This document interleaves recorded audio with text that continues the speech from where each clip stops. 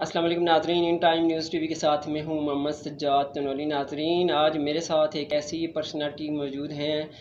He is a big personality and प्राउडेबल, very nice personality. Their services for the Islam are unforgettable. He has made many sacrifices for the propagation of Islam.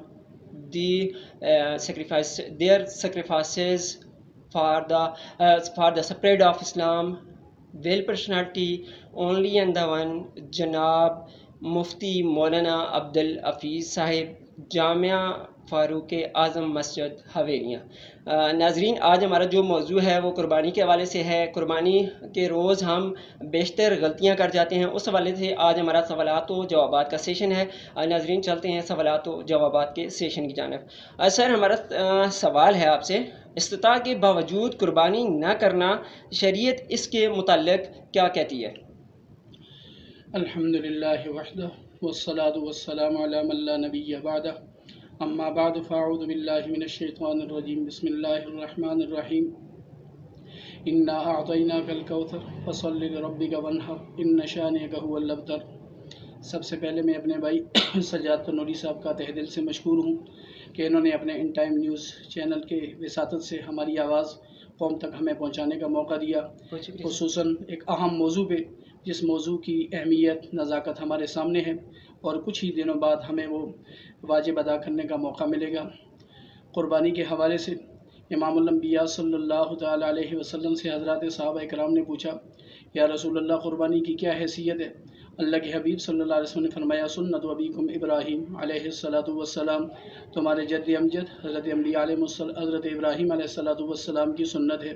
साहबा ने पूछा, या रसूलल्लाह, इसमें अल्लाह तबारक व तआला ने हमारे लिए क्या रखा है? इमामुल अंबिया सल्लल्लाहु अलैहि वसल्लम ने फरमाया, बिकुल्लि शाअरतिन हसना, हर बाल के बदले अल्लाह तबारक व तआला ने नेकी रखी है। और दूसरी तरफ कुरान करीम की आयत मुबारक मैंने आपके सामने तिलावत की है। इसमें अल्लाह तबारक व तआला फरमाते हैं, इन्ना अतैनाकल कौसर फसल्लि लिरब्बिका वन्हर। वन्हर की तफसीर में हज़रत अब्दुल्लाह बिन अब्बास रज़ियल्लाहु तआला अन्हु ने फरमाया, वन्हर की तफसीर यानी फ़ज़बह यौमन नहर, आप यौमन नहर यानी 10 ज़िलहज को जानवर ज़बह करो, ये वन्हर की तफसीर है और क़ुरबानी इससे मुराद है। और इमामुल अंबिया सल्लल्लाहु तआला अलैहि वसल्लम ने एक मौका पर बड़ी अहमियत से फरमाया, मन इस्तता मिनकुम अन युज़हिय फलम युज़हि फला यक़रबन्न मुसल्लाना। जैसे अल्लाह तबारक व तआला ने इस्तिताअत से नवाजा, कुर्बानी कर सकता था, इसके बावजूद कुर्बानी न की, वो हमारी ईदगाह के करीब न आए। और एक फरमान इमामुल अंबिया सल्लल्लाहु अलैहि वसल्लम का ये भी है, मा अमिल इब्नु आदम मिन अमल यौमिन नहर अहब्बु इलल्लाहि मिन इहराक़ि दम। यौमुन नहर यानी 10 ज़िलहज को कोई अमल अल्लाह तबारक व तआला के नज़दीक कुर्बानी के अमल से ज़्यादा पसंदीदा नहीं है। पता चला इमामुल अंबिया सल्लल्लाहु अलैहि वसल्लम ने इसके ऊपर हुक्मन इरशाद भी फरमाए। और मदनी ज़िंदगी 10 साल नबी पाक सल्लल्लाहु अलैहि वसल्लम की रही। उमूमन नबी पाक सल्लल्लाहु अलैहि वसल्लम अपने हाथ मुबारक से मेंढा ज़बह करते रहे। हज़रात उलमा मुहद्दिसीन ने इसे वजाहत से ज़िक्र फरमाया। सर, माशाल्लाह बड़ी तफसील से आपने जवाब दिया। तो यहाँ पे एक हमारे लिए बहुत बड़ा सबक भी है, लेसन है कि जो बंदा इस्तात रखता है, अगर वो कुर्बानी नहीं करेगा तो शरीयत के अंदर उसके लिए सख्त वईद आई है। जी सर, दूसरा सवाल है, कुर्बानी के इंतखाब में हम अक्सर गलतियाँ कर जाते हैं। एक तो कुर्बानी का जानवर बीमार होता है, उस हवाले से भी उसकी कुर्बानी के हवाले से शरई जो क़वाइद व ज़वाबित हम पे लागू होते हैं, हम उससे नामुकम्मल रखते हुए हम कुर्बानी ख़रीद लेते हैं। और दूसरा, हम उम्र का लिहाज भी नहीं करते। तो शरीयत इस हवाले से क्या कहती है? बहुत अच्छा सवाल है आपका। ये वो कोताही है जो अमूमी हमारे माशरे के अंदर पाई जा रही है। कुर्बानी के अंदर कुर्बानी का जानवर ख़रीदते वक्त सिर्फ गोश्त को नहीं देखना चाहिए, बल्कि उन अयूब को पहले देखना चाहिए।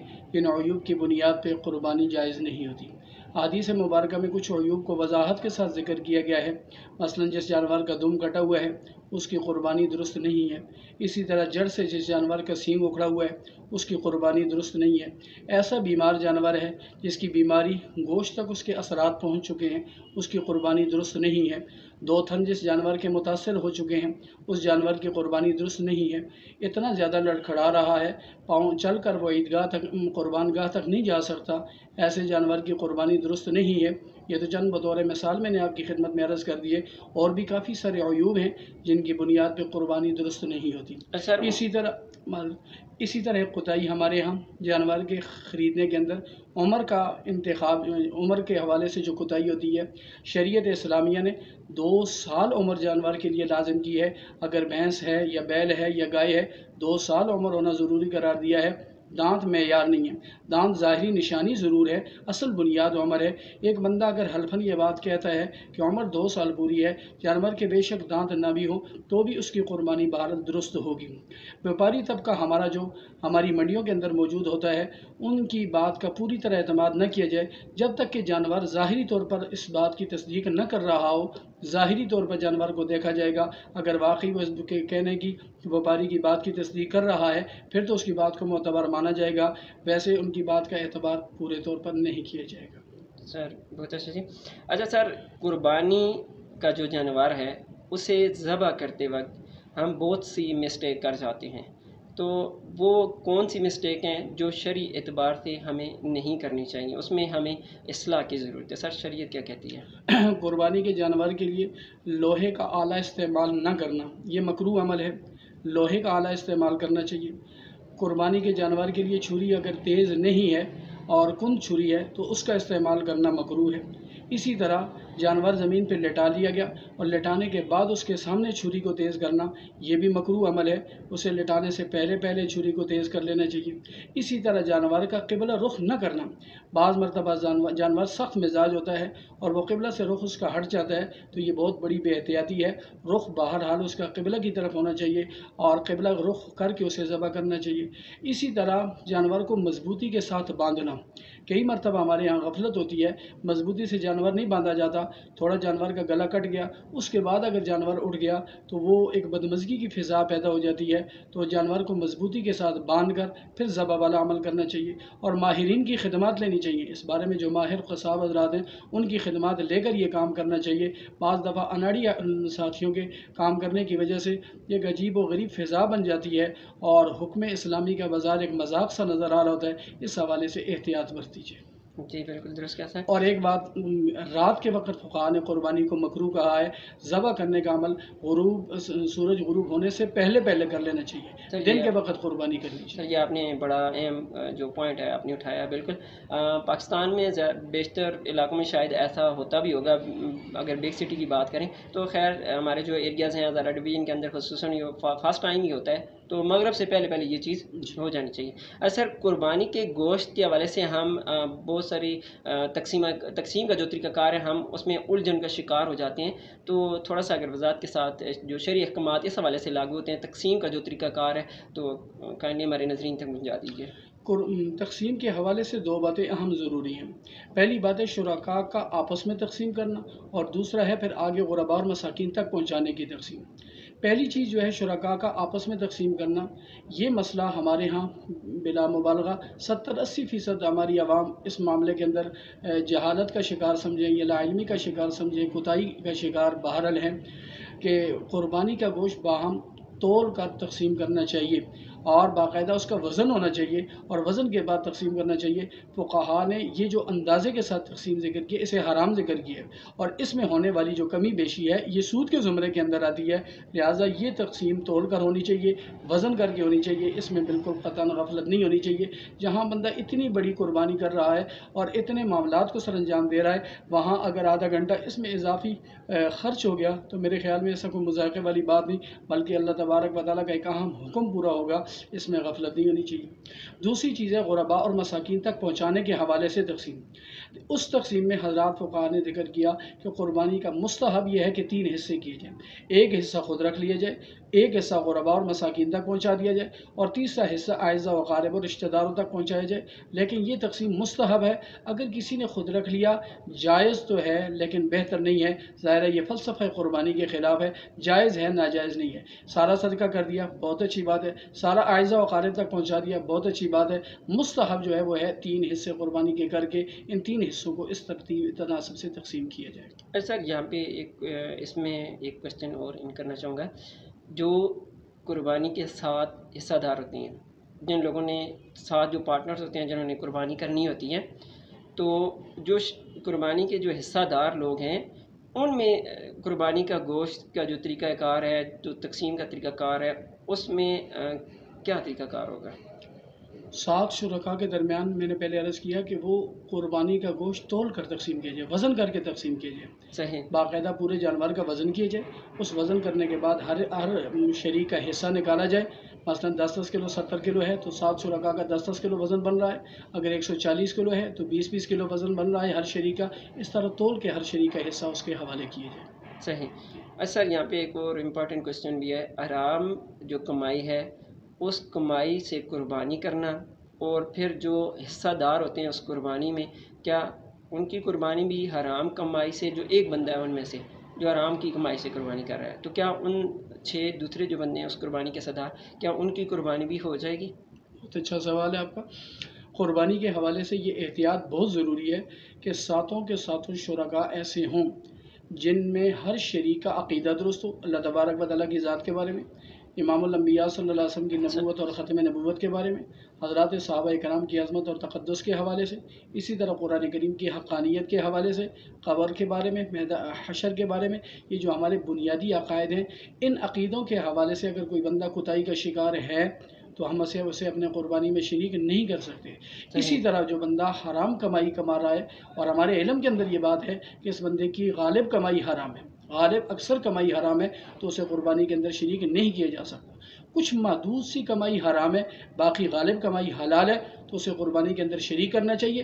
تاہم ایسے بندے کے ساتھ وضاحت کر دینی چاہیے کہ وہ جو آپ کی حرام آمدن ہے اسے راہ خدا قربانی کے اندر اس رقم کو شامل نہ کیا جائے، تاہم پھر اسے شریک کرنے کی اجازت ہے، لیکن بالکلیہ حرام آمدن والا ہو یا غالب کمائی جس کی حرام ہو اسے بال قربانی کے اندر شریک نہ کیے جائے۔ اچھا سر، میں راستے میں تھا تو ایک دوست کی کال آئی، تو ویسے میں نے وہاں پہ ہی اس کال پہ ہی اس کو جواب دے دیا تھا، لیکن یہاں پہ میں اپنے ناظرین تک بھی یہ بات پہنچانا چاہتا ہوں، ایک شخص اپنے مرحوم والد کے لیے یا زندہ والد ہے اس کے لیے اگر قربانی کرنا چاہے تو شریعت اس حوالے سے کیا کہتی ہے؟ جی بالکل، قربانی مردوں کے ایصال ثواب کے لیے بھی کی جا سکتی ہے، اور کوئی بھی عزیز و قارب رشتہ دار تعلق دار فوت ہو چکا ہے تو اس کی طرف سے قربانی کی جا سکتی ہے، جائز ہے ایصال ثواب کے لیے۔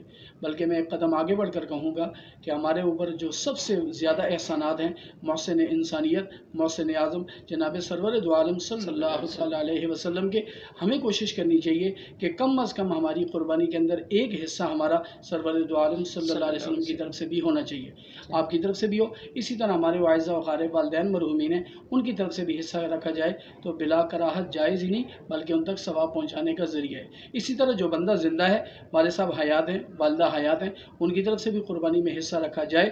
اگر والد صاحب، والدہ مرحومہ، والدہ محترمہ اگر صاحب نصاب ہیں تو پھر تو ان کی طرف سے قربانی کا حصہ رکھنا واجب اور ضروری ہوگا، اگر وہ صاحب نصاب نہیں ہے تو ان کی طرف سے رکھنا افضل ہے، بہتر ہے، ثواب کا ذریعہ ہے۔